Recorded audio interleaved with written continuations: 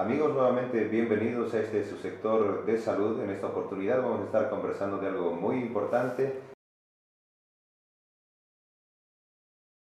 Una invitación que tenemos que hacerles a todos ustedes. Estamos con representantes de la Fundación Niños con Valor y también de Bolivia Sostenible. Estamos con licenciada Jacqueline Álvarez, con quien vamos a estar hablando acerca de la actividad que se cumple en estos días en el Hospital Augusto Morales. Buenas noches a todos. Queremos comunicarles que estamos aquí en Misque con una actividad en el área de salud. En esta ocasión, Niños con Valor está coordinando con Bolivia Sostenible, trayendo médicos de los Estados Unidos, de la ciudad de Chicago, para hacer una atención médica que se ha realizado hoy en el Hospital de acá de Misque, y también vamos a estar mañana todo el día. Entonces, para todas las personas que necesiten atención médica, están los doctores para atenderlos.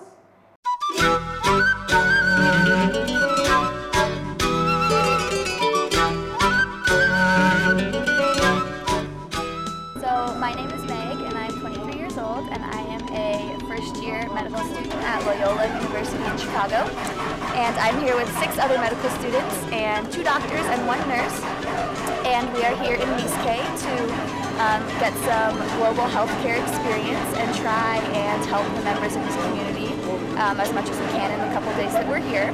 This is my second year in Bolivia, and I find the people extremely friendly, and I've just enjoyed traveling to the different cities, and coming to Misque has been very wonderful. I mean, the people have been very wonderful to us and friendly, and we're going to be here for another couple of days, and I'm excited. On Monday, all of us medical students were able to go to a local elementary school and give out about 3,000 anti-parasite medications to the students at the school.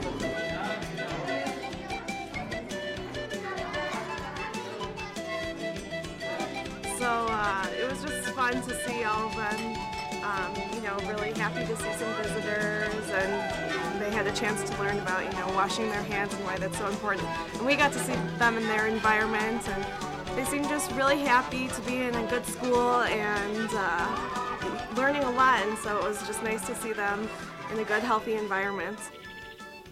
I guess I enjoyed working alongside the hospital in Misque.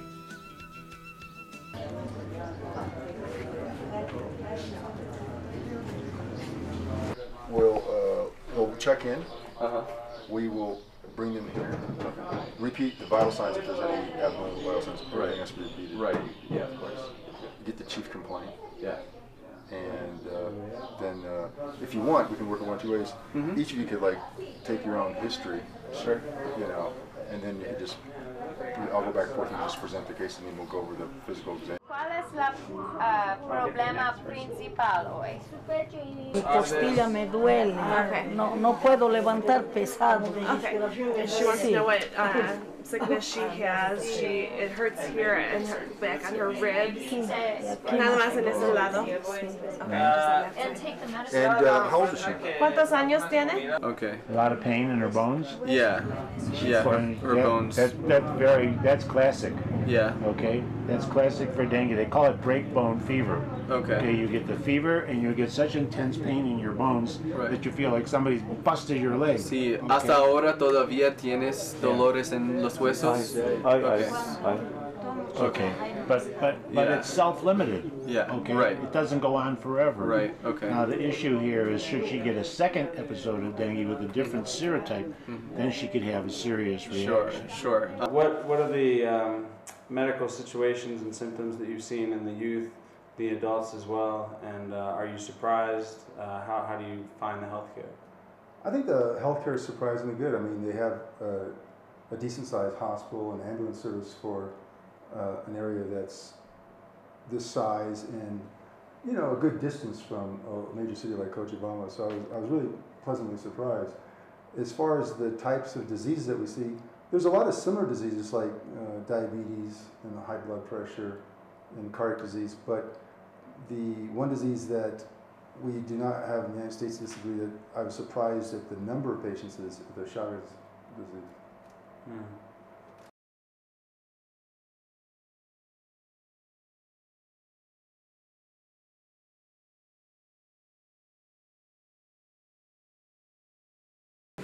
No. ¿Sí tienes Eso es llagas? otra Sí, cosa. tengo. En Me su pecho detectaron sí. ahí.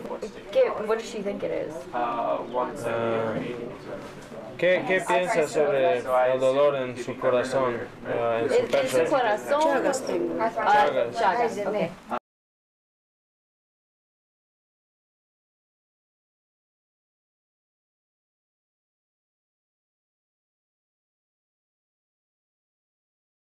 So the earliest signs would be arrhythmia.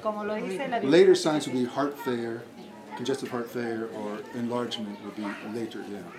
Entonces eso Most sensitive. es un material muy interesante, yo quiero compartir con usted.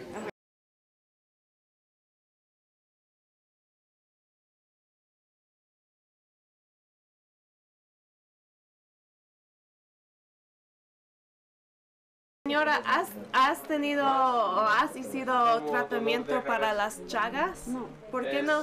He ido aquí, primero anda al corazón, me han dicho, si está en muy mal estado, y he hecho sacarme, y aquí no habías traído orden, me han dicho. Ahora el sábado van a llegar allá al coso andar, me estaban diciendo.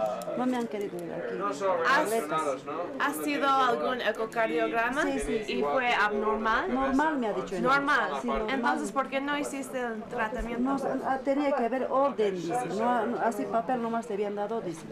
Tenías que sacar orden, me ha dicho. ¿Y el doctor no te dio un orden?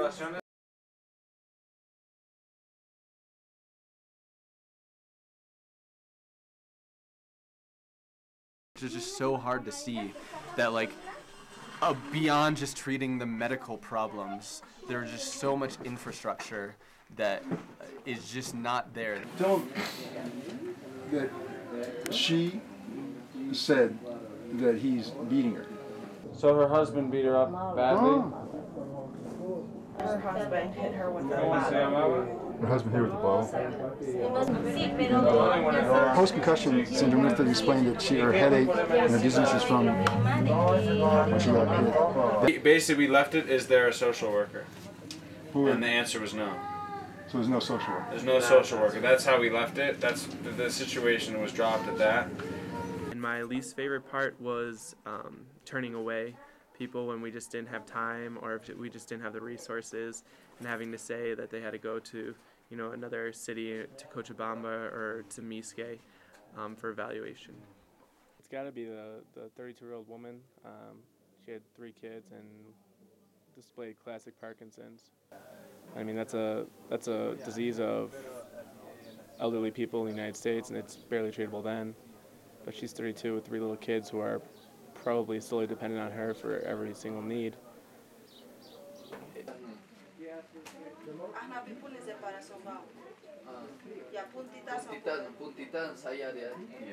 See, you can't do it. Okay. Okay. All right. Fine. So she's got Parkinson's disease. The fact that she's in Miske and without really adequate means to get to Cochabamba to get managed care, I mean, it would have to be continuous. She'd have to go there month by month or every other month, but that's a problem that's just not going to be able to be treated here. I mean, in all honesty, a lot of the problems we're going to see, they're not going to be able to be treated, but hers is going to be progressively worse. And even with treatment, it'd be downhill from here. So my favorite part of this trip so far has just been the appreciation that everyone has had for the help that we've given them. Okay, we took these 2 ambulances out to this little village called Pantipampa, and they were broken up into like 2 little smaller villages, and I was supposed to go to the second smaller village, and it's kind of like located on top of this hill. And so our car pulled up to the bottom of the hill, and we all got out, and we walked up this hill, and at the top of the hill, the townspeople had set out like a ring of chairs, and every townsperson was there, and like sitting in these chairs just waiting for us. Like, just seeing like how excited they were to see us, it really made a huge difference for me.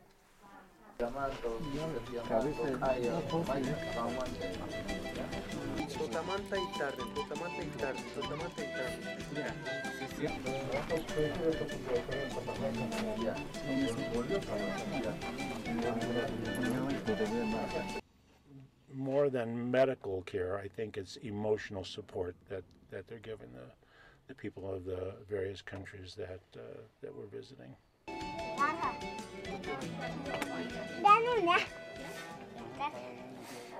It's an opportunity for them to visit a third world country, get immersed in the culture of the country. Like when we were in Pantipampa, which is this, so we're in a small town right now, Misque, but this is the center of this larger Campo area, and we went 2 hours away from Misque, so really, really out in the country. And we saw patients there, and we told them, oh, you have to take this certain medicine, for example, with food, and you know, some of them didn't even like have that much food to eat, or you have to take this certain medicine with water, and some of them didn't even have any water. Like someone was saying that they were able to boil water sometimes during the day, but only in the mornings, and then the rest of the day, like, they just have to take their chances with the water they can find, which is scarce as it is. There was a well in that town that was dry. The river is dry during the dry season, and so like even having access to something as basic as water is something that not everyone has here, which is just so hard to see. My high and low points of this week came tied up in the same patient, who was a little 7-year-old boy who we saw at our second day in the hospital. And he had a heart murmur that, as a first-year medical student, I could hear, which means it must be pretty loud. And I have a brother who's 10 years younger than me, and he was born with congenital heart abnormalities. And it was a really low point to understand the difference between, you know, my brother's story and our life at home, where you do have access to care and you do have access to surgery, and then see the difference here where this boy might have the same problem but just has no access to anything. And but then realizing that maybe there are some things we could do for him, like paying for him to be able to go and get an echo and get diagnosed, and then you know, seeing Dr. Carr call people in the United States from the middle of this, you know, little town in the middle of the Campo in Bolivia, and to start exploring these options that in a situation that seemed so hopeless at first. It's been really great to learn a lot about how the health system works here. There are some things that they do really good. Like, for example, all healthcare for kids under 5 is free. It's covered by this thing called the SUMI. And the SUMI also covers all pregnant women from the time they get pregnant to 6 months after they're pregnant. So it's great that those like vulnerable populations get really good healthcare. The trip was seeing a woman get diagnosed with diabetes 3 years ago, and her doctor told her, you know, her sugar was really high. She also had high cholesterol. She also had high blood pressure. And she decided to change her diet. She, you know, stopped drinking Coca-Cola. She started eating more vegetables and eating fewer potatoes. And she had, you know, she actually ended up stopping her meds herself. It's international, it's service, and it's immersion. In Misque, it's been terrific. Misque! See ya.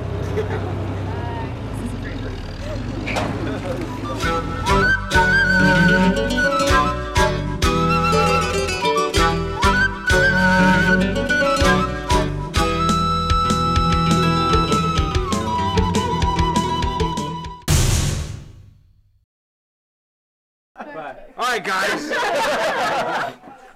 Alright guys, so it's Friday, okay?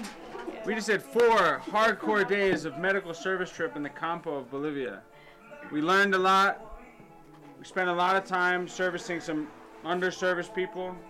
Saw all sorts of different environments, different medical issues, different medical situations. We've grown together. We've cried together. We've laughed together. Okay? Soy una nana. Soy un mono. Where are you guys going? Y él es un ñacare. Vamos a Pantipampa.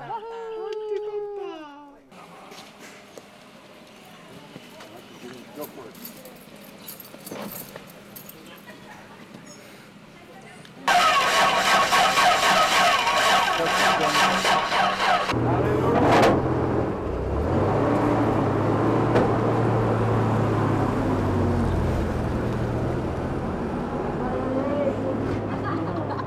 Gracias. I always thought it would. My favorite moment was when they were in the blue tent in the Miske Hospital, and Dr. Carr here looks over at me and says, Jonathan, okay, she's flatlining, she's got high blood pressure, and she's got a carotid artery in the left ventricle, okay? We need to order an EKG. We need to get this woman some almazepam, 10 milligrams, 10 days, stat.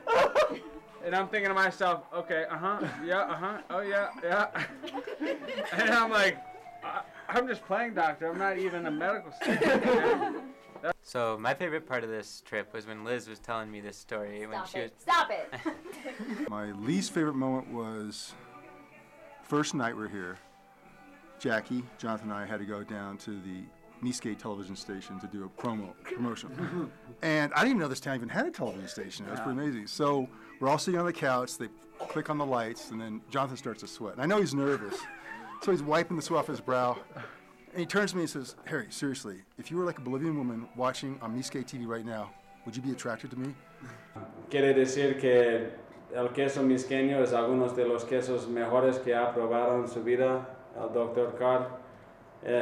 La música, Miske tiene mucha fama por el cholito pop, digamos, y que la gente le encanta mucho.